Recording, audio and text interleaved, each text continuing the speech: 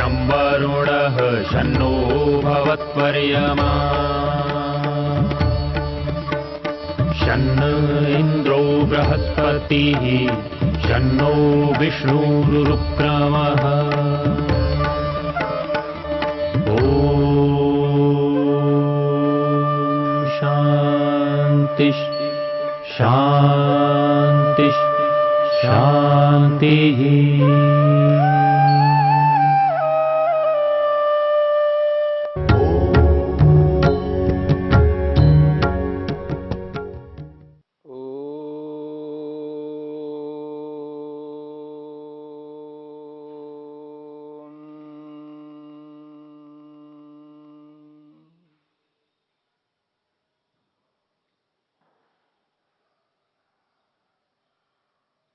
मन के विचारों को रोकने की बात चल रही है।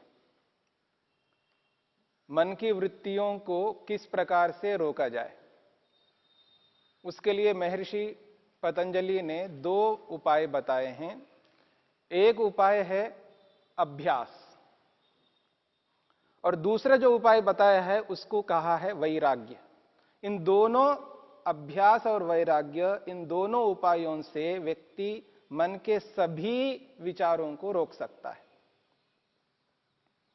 और जब विचार सब रुक जाते हैं तो मन शीघ्रता से एकाग्र हो जाता है और जो हमारा लक्ष्य है, उद्देश्य है, उस लक्ष्य में जब मन को एकाग्र कर देते हैं तब व्यक्ति को समाधि लगती है और उस समाधि से जो साक्षात्कार होता है, उस साक्षात्कार से आत्मा का जो प्रयोजन है वो पूरा माना जाता है। वैराग्य और अभ्यास, इन दोनों के माध्यम से व्यक्ति मन के सभी विचारों को रोक लेता है। अभ्यास को लेकर के तो हमने विचार किया और एक जो वैराग्य है, इस वैराग्य को लेकर के जो हम विचार कर रहे हैं, वैराग्य किसे कहते हैं। और वैराग्य से पहले विवेक होता है और विवेक को व्यक्ति विवेक के रूप में समझ लेता है तो निश्चित रूप से उसको वैराग्य हो जाता है। यानी वैराग्य का जो कारण है वो है विवेक।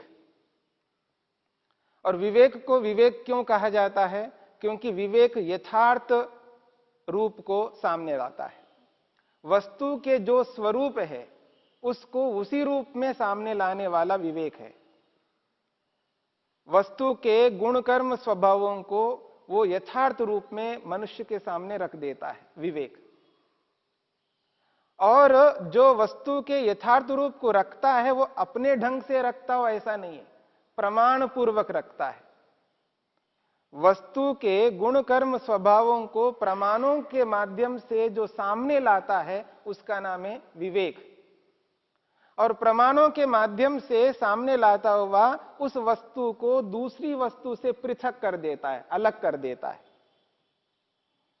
यानी जिस वस्तु के स्वरूप को विवेक प्रकट करता है, प्रस्तुत करता है, उस वस्तु को दूसरी वस्तुओं से अलग कर देता है। जब तक वो पृथक नहीं करता है तब तक वो विवेक नहीं कहलाएगा। यदि मैं जड़ वस्तु को विषय बनाता हूं, जड़ वस्तु को यथार्थ रूप में समझना चाहता हूं, तो उस वस्तु को यथार्थ रूप में बताता हुआ उस जड़ वस्तु से चेतन वस्तु को अलग कर देता है। यदि मैं मन को जानना चाहता हूं, मन को विषय बनाना चाहता हूं, मन के यथार्थ स्वरूप को जानना चाहता हूं, आखिर ये मन है क्या? ये स्वयं जाने वाला है, इसको ले जाया जाता है, स्वयं रुकता है अथवा रोकने पर रुकता है। जो भी मन के बारे में मैं जब जानने लगता हूं, मन के बारे में मन से ही जानूंगा, क्योंकि जानने का साधन तो मन है।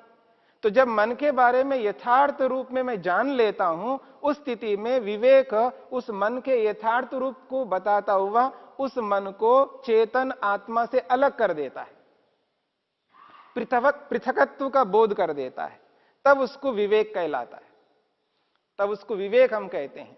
अब वो विवेक व्यक्ति को वैराग्य उत्पन्न कराता है।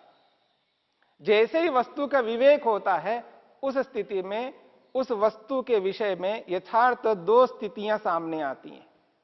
एक है वो वस्तु सुखदायी है अथवा दुखदायी है। यदि मान लीजिए वो वस्तु दुखदायी है तो उस दुखदाई वस्तु को दुखदाई मानना और उस दुखदाई वस्तु को सुखदाई वस्तु से अलग करना और सुखदाई वस्तु से अलग करके उस दुखदाई वस्तु को त्याग कराना, यानी उसको छोड़ देना, उसको ग्रहण न करना, यह है वैराग्य। वैराग्य का एक पक्ष है उसको त्याग करना, छोड़ देना। और संसार में केवल त्याग को ही देखा जाता है, ग्रहण को नहीं देखा जाता है। जब व्यक्ति ग्रहण को भी देख ले तो उसको वैराग्य से दुख नहीं होगा, वैराग्य से डर नहीं लगेगा, नहीं तो व्यक्ति को वैराग्य से बहुत डर लगता है। जब वो सुखदाई वस्तु को सुखदाई के रूप में जान लेता है और उस सुखदाई वस्तु को दुखदाई वस्तु से अलग कर लेता है तो सुखदाई वस्तु को ग्रहण करना भी वैराग्य है। यानी वैराग्य में जहां त्याग करना है वहां ग्रहण करना भी है। और ये दोनों स्थितियां सदा सामने रहती है व्यक्ति के सामने कि एक को त्याग कर रहा होता है और एक को ग्रहण कर रहा होता है। एक त्याग छोड़ना, अलग करना, हटाना अपने से, और एक पकड़ना, ग्रहण करना, ये सतत चलता रहता है और ये एक साथ चल रहा होता है। यानी जिस जिसको वो त्याग करता जा रहा है तो समझ लेना वो दूसरी ओर से किसी ना किसी को ग्रहण कर रहा होता है। विवेकी व्यक्ति, वैराग्य को प्राप्त किया हुआ व्यक्ति जिस जिसको त्याग कर रहा होता है तो समझ लेना उसके साथ साथ वो ग्रहण कर रहा भी होता है। हां, त्याग करने वाली वस्तुएं दिखाई दे रही होती है, लेकिन जो ग्रहण करने वाली चीजें हैं वो अंदर से होती हैं, वो दिखाई नहीं दे रही होती है। क्योंकि उस व्यक्ति को बाहर की वस्तुएं नहीं चाहिए, भौतिक वस्तुएं नहीं चाहिए, उसको दूसरी वस्तुएं चाहिए, आध्यात्मिक वस्तुएं चाहिए, और उनको ग्रहण कर रहा होता है लेकिन सामने वाले लोगों को दिखाई नहीं देता। तो जब वैराग्य व्यक्ति को प्राप्त होता है तो वो दोनों काम करता है, एक ओर से त्याग और दूसरी ओर से ग्रहण। अब रही बात जिसको वो त्याग कर रहा है, किस किस को त्याग कर रहा है ये देखना है। और त्याग करने वाला व्यक्ति विवेकी है अथवा विवेकी नहीं है ये भी देखना पड़ता है। कोई भी कुछ त्याग कर रहा हो यह जरूरी नहीं है वो विवेकी व्यक्ति हो। दुखी होकर के भी त्याग करता है व्यक्ति, अपने कर्तव्य भाव से छुटकारा पाने के लिए कामचोर बनकर के, पलायनवादी बनकर के भी त्याग करता है व्यक्ति। लेकिन त्याग करने वाला व्यक्ति जो त्याग कर रहा है उसको देख करके ये वैराग्य हो गया, इसको अब ये त्याग करके जा रहा है, इसने घर छोड़ दिया, इसको पत्नी छोड़ दिया, इसने उसको छोड़ दिया, इसलिए इसको वैराग्य हुआ, ऐसा नहीं कह सकते। क्योंकि वैराग्य के पीछे विवेक काम करता है और वो विवेक यथार्थ स्वरूप को ही बताने वाला होता है। यदि किसी को वो त्याग कर रहा होता है, उसके त्याग को दूसरे लोग कहते हैं गलत कर रहा है। अब कहने वाला दो प्रकार का हो सकता है, एक कहने वाला उचित रूप में भी कह सकता है और एक कहने वाला अनुचित रूप में भी कह सकता है। कहने वाले के अंदर भी विवेक होना चाहिए। अब देख लीजिएगा, आज हम जो जी रहे हैं, आज संसार में जो कुछ भी कर रहे हैं, किसके लिए कर रहे हैं? हमारा कोई ना कोई एक लक्ष्य है और उसी एक लक्ष्य के लिए सभी लोग मेहनत कर रहे हैं। सबके अलग अलग लक्ष्य नहीं है, सबका एक ही लक्ष्य है, एक जैसा सबका लक्ष्य है। सबको सुख चाहिए और पूर्ण सुख चाहिए। और जिसने ईश्वर को स्वीकार किया, परमात्मा को जिसने स्वीकार किया है, वो व्यक्ति इस बात को अच्छी प्रकार से जानता है कि मेरा लक्ष्य परमात्मा है, परमात्मा को प्राप्त करना है। मुक्ति मेरा लक्ष्य है, मोक्ष मेरा लक्ष्य है, समाधि लगाना मेरा लक्ष्य है, विवेक और वैराग्य को प्राप्त करना मेरा लक्ष्य है। जिसने इस बात को जाना है, समझा है, वो व्यक्ति माता को त्याग कर सकता है जब उसको विवेक होता है, जब उसको वैराग्य होता है। वो पत्नी को वो त्याग कर सकता है, वो पुत्र को, पुत्री को भी, किसी को भी त्याग कर सकता है।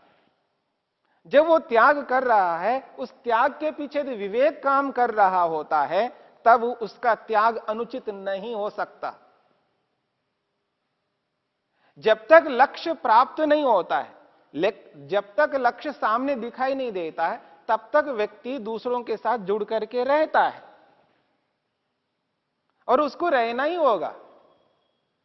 जब उसका लक्ष्य सामने दिख गया है, लक्ष्य की प्राप्ति होने वाली है, तो इसको वो पकड़ के नहीं रख सकता।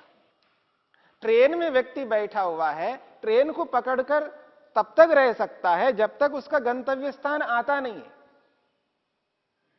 जब गंतव्य स्थान आ गया है, सामने दिख रहा है, आप देखेंगे अजमेर आने वाला है तो पहले खड़ा हो जाता है व्यक्ति, तैयार रहता है, और जैसे ही गाड़ी रुक जाती है उतरने की स्थिति रहती है उसकी, उसको त्याग करना चाहता है, उसको पकड़ के नहीं रख सकता। और जब दिल्ली में बैठा है तब से लेकर के किशनगढ़ तक उसको पकड़ के रखेगा, वो उसको त्याग नहीं कर सकता। जब गंतव्य सामने दिखता है तो गंतव्य को पाने के लिए बीच में जो भी हमारे साथ आता है उनके साथ हमको जुड़ करके रहना है। और जिस मां को, जिस पत्नी को, जिस पति को त्याग किया जा रहा है वो आज ही उसने त्याग किया है या त्याग कर रहा हो, ऐसा नहीं है ना। न जाने कितनी माताओं को त्याग करके आया आज, और आज जो उसको वैराग्य हो रहा है, जिस विवेक के कारण से हो रहा है, वो आज ही नहीं हो रहा है, उसको थोड़ा थोड़ा करके उसको होता आया है, और एकत्रित जब पूर्ण हो गया है, घड़ा भर गया है, तब वो त्याग कर रहा है किसी को। और न जाने कितनी माताओं को त्याग करके आया, और उसको त्याग करना ही है, कभी ना कभी तो त्याग करना ही है। तो उसको जब लक्ष्य सामने दिखाई दिया है, उसको वहां पर पहुंचना है, एक साधन है, साधन में कैसे रह सकता व्यक्ति।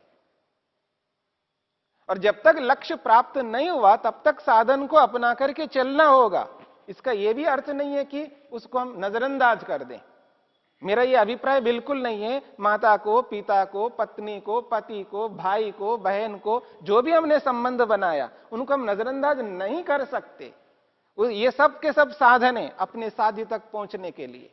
इस बात को जिसने भी जान लिया, समझ लिया है, वो व्यक्ति यथार्थ रूप में जब विवेक हो जाता है, यानी उसके कर्तव्य पूरे हो जाते हैं, तभी उसको विवेक होता है। याद रखना, जब चाहे तब विवेक नहीं होता है। उसका कर्तव्य पूरा हो गया है, उसको यथार्थ बोध हुआ। कर्तव्य पूरा का मतलब है जब उसको यथार्थ का बोध होता है और उस यथार्थ को उसने अपना लिया है और पकड़ के रखा, कभी त्याग नहीं कर सकता, पूर्ण विवेक हो गया, तभी उसको त्याग करना होता है, त्याग करने योग्य को। और जब तक उसको त्याग नहीं किया जा सकता, जब तक उसको पकड़ कर रखेगा, तब वो लक्ष्य दूर होता जाएगा उससे। लक्ष्य को पाने के लिए किसी न किसी साधन को त्याग करना होगा, और साधनों को त्याग किए बिना साध्य कभी प्राप्त नहीं हो सकता। जब इस बात को व्यक्ति यथार्थ रूप में जान लेता है और सामने वाले भी जान लेते हैं, उस स्थिति में वो जो जिसको त्याग कर रहा है वो अनुचित नहीं हो सकता है। कोई भी व्यक्ति किसी को अनुचित कह रहा होता है, उसके पीछे दो ही कारण होते हैं। एक तो बोध नहीं है, उसको ज्ञान नहीं है, अज्ञान है। उस अज्ञानता के कारण से व्यक्ति उसको गलत कहता है। और एक वो स्थिति होती है, उसको ज्ञान तो है लेकिन वो मिथ्या ज्ञान है। दोनों बातें बताई मैंने।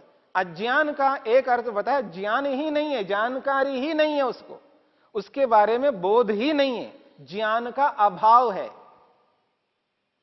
इसलिए वो गलत कर सकता है। एक व्यक्ति को ज्ञान तो है लेकिन उल्टा ज्ञान है, गलत ज्ञान है, मिथ्या ज्ञान है, और उस मिथ्या ज्ञान के कारण से वो गलत कर रहा होता है। ये दो स्थितियां हैं। इन दोनों स्थितियों से हट करके तीसरी स्थिति वो आती है, सामने वाला यथार्थ में गलत है तब उसको गलत कह रहा है वो। यहां तत्व ज्ञान होता है। एक वो स्थिति है जिसमें ज्ञान का अभाव है, उसको बोध नहीं है, इसलिए वो गलत कर सकता है। दूसरी वो स्थिति है, बोध तो है, जानकारी तो है, लेकिन गलत ढंग से है, अयथार्थ है, असत्य है, मिथ्या है, इस वजह से, इस कारण से वो गलत करता है। ये दो स्थितियां हैं। और तीसरी वो स्थिति है, उसको यथार्थ बोध है, उसको विवेक है, और सामने वाला गलत कर रहा है, तब उसको गलत कह रहा है। यदि सामने वाला व्यक्ति उचित कर रहा है तो वो कभी गलत नहीं कह सकता। तो इस दृष्टिकोण से जिस किसी को भी वैराग्य होता है, तो वैराग्य जिसके पास है उसको देख करके पहली अपनी स्थिति को समझ लेना है कि मैं सामने वाले व्यक्ति को उचित अनुचित मानने से पहले ये जानूं, ये पहचानूं कि सामने वाले के पास विवेक है अथवा पलायनवादी है। विवेक रहित होकर के वैसे ही बोल रहा मेरे को वैराग्य हो गया है। ऐसी स्थिति में जब किसी को भी हम देख लेते हैं, जान लेते हैं, समझ लेते हैं, तो सबसे पहले अपने विवेक को लाना है। जितना हम जानते हैं उस विवेक को ला करके यह समझ लेना है कि सामने वाला व्यक्ति विवेक के कारण से वैराग्य को प्राप्त किया हुआ है अथवा बिना विवेक के ही वैराग्य कह रहा है, क्योंकि उसके विवेक के आधार पर ही उसका वैराग्य काम आता है। यदि विवेक उसके पास नहीं है और जिस किसी को भी वो त्याग कर रहा है और सभी लोग कह रहे हैं कि ये गलत कर रहा है और जो विवेकी लोग हैं वो भी कह रहे हैं कि ये गलत कर रहा है, तब समझ लेना कि वास्तव में उसको विवेक नहीं हुआ है। और ये जो वैराग्य की बात कह रहा है ये पलायनवादी बन करके कर्तव्यों से बचने की चेष्टा के लिए बहुत सारे लोग अपने कर्तव्य को पूरा नहीं करना चाहते हैं, निठल्ला रहना चाहते हैं, उद्यमहीन रहना चाहते हैं, पुरुषार्थ से बचना चाहते हैं। ऐसे लोग भी त्याग करने की बात करते हैं। जैसे कि कोई कहे मैं नहीं पैसा कमाऊंगा, क्या मतलब है? पैसे में क्या रखा है? देख लिया, बहुत देख लिया, पैसे में कुछ नहीं धरा है। वो पैसा कमा ही नहीं सकता। आप देखेंगे वो पैसा कमा ही नहीं सकता। उसने पैसा कमा करके देखा ही नहीं है प्रत्यक्ष, केवल सुनी सुनी बातों को लेकर के कह रहा है नहीं पैसे में क्या रखा है, पैसा नहीं कमाना है। देख लिया, बहुत देख लिया पैसा कमाए हुए लोगों को, उसके अंदर सामर्थ्य ही नहीं है पैसा कमाने के। वो कभी ऐसा पैसा कमा करके देखा नहीं है प्रत्यक्ष। और पुरुषार्थ से बचने के लिए व्यक्ति ऐसा कह देता है कई बार। आप देखेंगे मैं नहीं बोल सकता, क्या मैं बोल सकता हूं, क्या समझते हैं आप? और बोलता है ही नहीं, और ऊपर से बोलता रहता मैं बोल सकता हूं, मैं कर सकता हूं, मैं ये कर सकता हूं। सकते तो सब कुछ हो, लेकिन करके तो दिखाइए ना। जब तक आप करके दिखाई नहीं सकते तो ये कैसे बोल सकते? इसलिए कई बार व्यक्ति पुरुषार्थ से बचने के लिए भी त्याग करने की बात करता है, उसके अंदर वो विवेक नहीं होता है। तो वो विवेक ना होने के कारण से व्यक्ति त्याग की बात जब कर रहा होता है तब वो अनुचित कर रहा होता है। इसलिए विवेक पूर्वक ही वैराग्य होता है, इस बात को समझना है। और जब ये बात समझ में आ जाती है तो व्यक्ति को वैराग्य होने पर गर्व होता है। और अपने निकटस्थ लोगों को जब वास्तव में वैराग्य होता है उनको देख करके उनको आनंद होता है, बहुत अच्छा काम है ये कहा जाएगा। उनको दुख नहीं होगा क्योंकि वो यथार्थ रूप में है। और बड़े काम को करने के लिए छोटे मोटे कामों को त्याग करना होता है। बड़े संबंध को निभाने के लिए छोटे संबंध को त्याग करना पड़ता है, इस बात को समझना है। जब तक विवेक और वैराग्य को हम यथार्थ रूप में नहीं समझ पाएंगे तब तक इस वैराग्य को लेकर के डर पैदा रहेगा, डर पैदा होता ही रहेगा, और उस डर को हमें रोकना है।